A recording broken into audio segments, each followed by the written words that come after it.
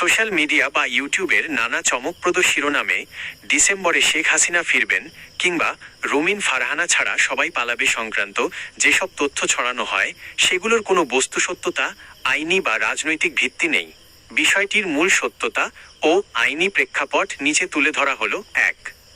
রুমিন ফারহানার প্রকৃত বক্তব্য কী ছিল? বিএনপি নেত্রী ও সাবেক সংসদ সদস্য ব্যারিস্টার রুমিন ফারহানা শেখ হাসিনার দেশে ফেরা নিয়ে যে মন্তব্য করেছিলেন তা ছিল মূলত আইনি দৃষ্টিকোণ থেকে। তিনি এক আলোচনায় মন্তব্য করেছিলেন যে বাংলাদেশের নাগরিক হিসেবে প্রাক্তন প্রধানমন্ত্রী শেখ হাসিনার দেশে ফেরার অধিকার রয়েছে। তবে তিনি একই সাথে পরিষ্কার করে বলেছিলেন, তিনি যদি দেশে ফেরেন তবে তাকে আদালতে আত্মসমর্পণ সারেন্ডার করতে হবে এবং তার বিরুদ্ধে থাকা মামলাগুলোর বিচারে আইনগত প্রক্রিয়ার মুখোমুখি হতে হবে। কেউ দেশ ছেড়ে পালাবে বা কোনো নির্দিষ্ট মাসে ক্ষমতার সমীকরণ বদলে যাবে এমন কোনো মন্তব্য তিনি করেননি। ২.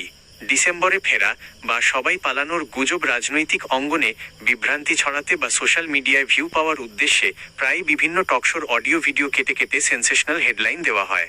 রাজনৈতিক পটপরিবর্তনের পর শেখ হাসিনার বিরুদ্ধে আন্তর্জাতিক অপরাধ ট্রাইব্যুনাল সহ দেশের বিভিন্ন স্থানে বেশ কিছু মামলা ও গ্রেপ্তারি পরোয়ানা কার্যকর রয়েছে।